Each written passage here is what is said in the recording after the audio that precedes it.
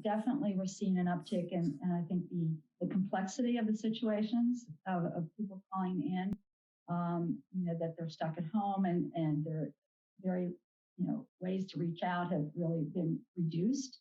Um, but right before we started working remotely, we actually saw our hotlines were a bit quieter.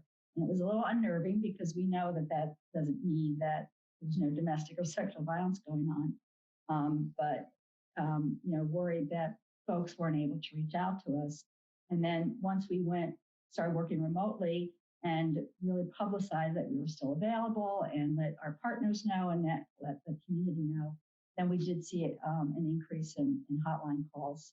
Well, you guys, again, just like Amanda said, you guys are in the profession, so you're used to, these kinds of, when a trend doesn't look right or right, something doesn't look and feel right. But for people who aren't, immersed in this work, when you stop getting phone calls, what is it that you worry? Why do you worry about a reduction? I mean, think about it. Like if most people were saying, oh, fewer calls to a crisis hotline, they would say on the surface, a very good thing. But why would that be a concerning thing, Kris, for people who do your work? Well, because we know that violence didn't stop. We know that something else is preventing people from calling. And it's whether they're not able to call or something else is going on in their lives. We wonder. We start talking about it. As staff, we talk about it, and it's very concerning. But it did definitely shift. And then people were starting to call again.